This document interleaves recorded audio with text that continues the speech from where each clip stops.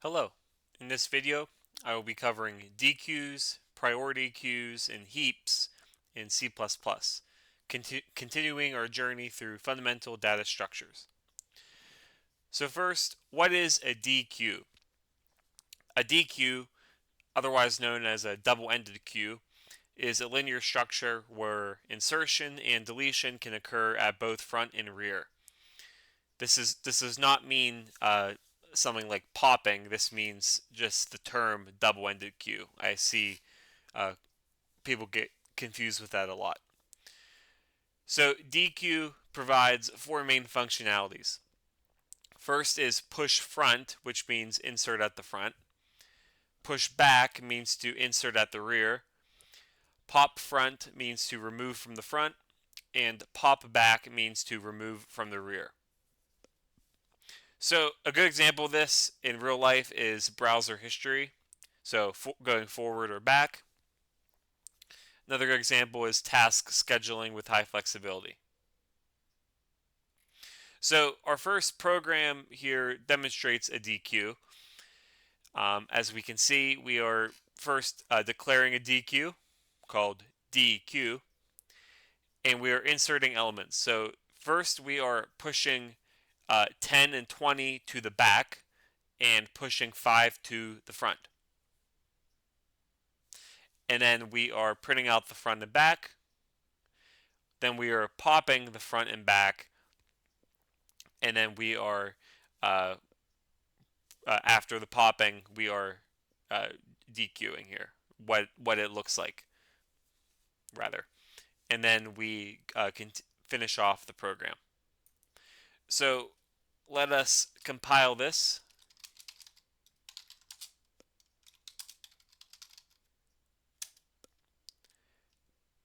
and run it.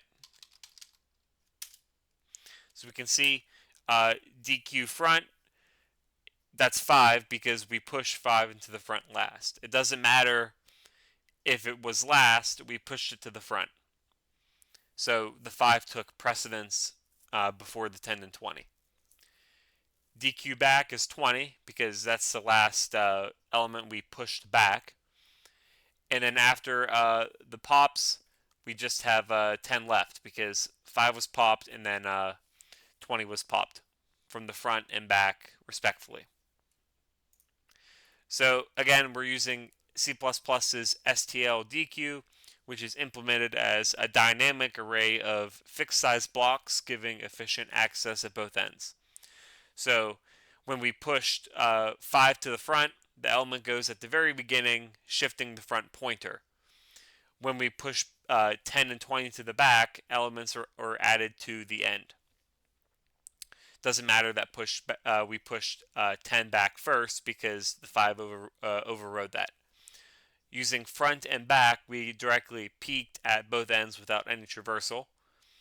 But popping the front removed the first element, while popping back removed the last element. The key difference from a normal queue is flexibility. So unlike queues that are restricted to one end for insertion and the other for deletion, deques allow operations at both ends.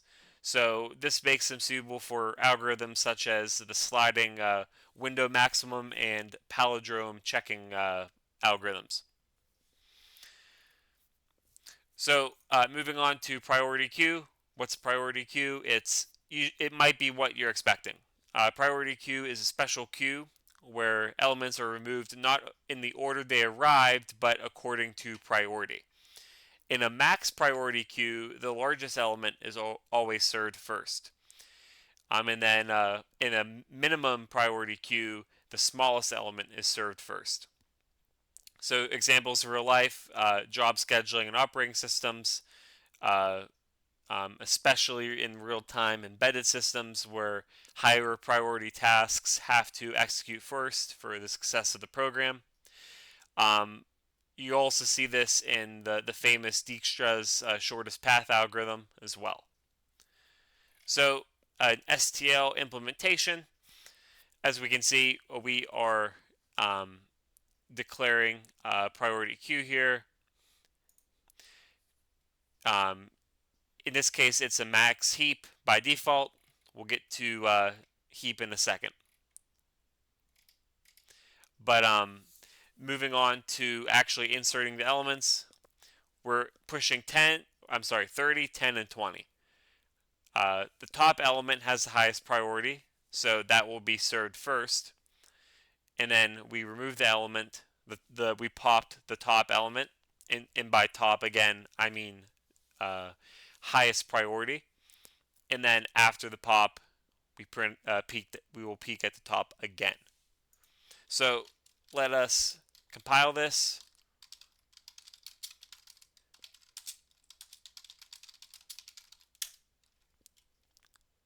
and then run it. So we can see the top element, which is the highest priority, was 30. And then after the pop, the top was 20. So going a little more in depth, by default, priority queue in C++ is implemented as a max heap, meaning the largest value is always at the top. When we insert 30, 10, and 20 in order, the internal heap structure reorders them so that 30 is at the root. So calling top gives us the maximum element in constant time, or big O of 1. When we pop, the top element, which is 30, is removed, and the heap reorganizes itself so the next largest element, which is 20, becomes the new top. This automatic ordering makes priority queues much more powerful than normal queues for scheduling and optimization tasks. Again, this is especially considered in real-time embedded systems. So our third example is a min heap with priority queue. So normally C++ uses a max heap for priority queues, but by passing greater int as a comparator, we flip the behavior to create a min heap. So now instead of the largest element being served first, the smallest element, which is 10, becomes the top. This is particularly useful in algorithms where the minimum element is needed repeatedly. This is especially the case in the Dijkstra's shortest path or Prim's minimum spanning tree algorithms. But otherwise, this functions almost exactly the same. So we're pushing 30, 10, and 20, and we're peeking at the top again, popping the top, and then taking a peek at the new top. So let's take a look at compiling this.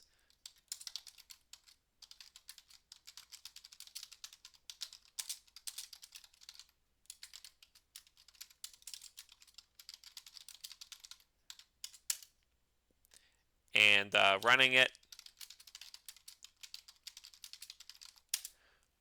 As we can see, the new top, well, the minimum element at first is 10, and then after it's popped, the new top is 20. So this demonstrates a min heap principle. But moving on now, we talked about heaps in the last two examples, but what is it?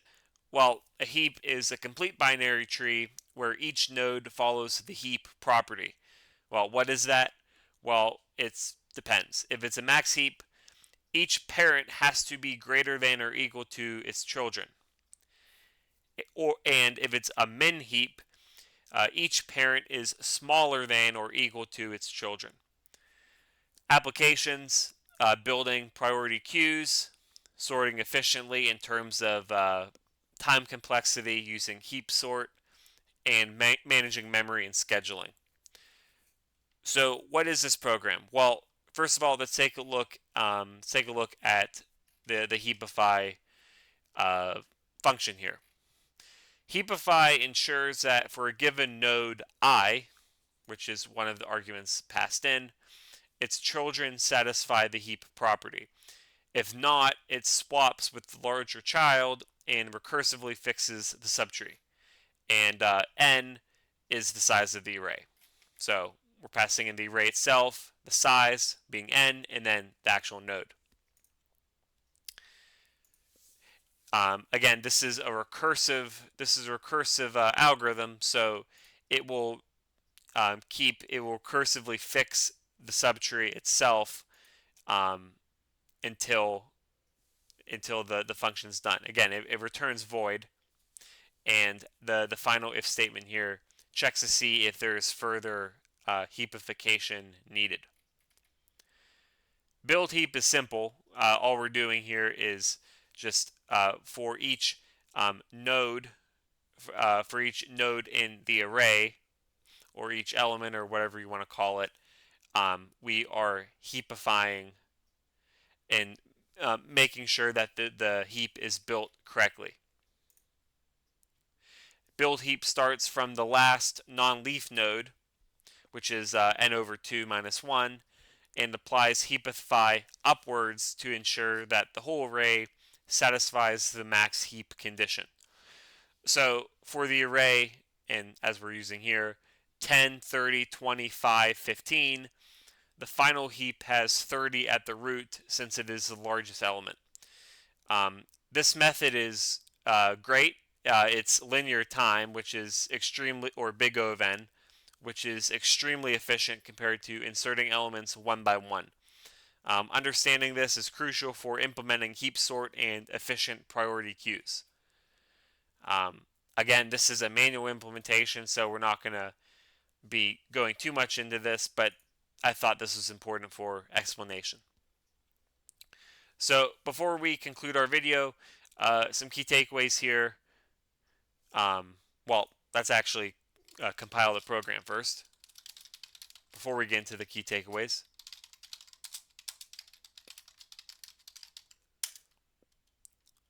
And then run it. As we can see, the heap is printed out. But the important thing here was actually behind the scenes. So getting into the key takeaways now. Again, Deques allows insertion and deletion from both ends, combining the power of stacks and queues.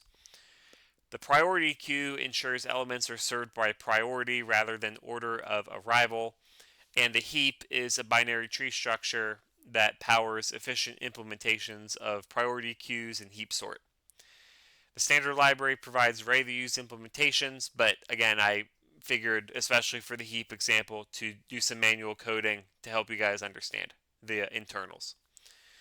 If you found this tutorial helpful, do not forget to like, subscribe, turn on notifications, and leave a comment. Please reach out if you have any questions. Otherwise, thank you for watching and have a great day.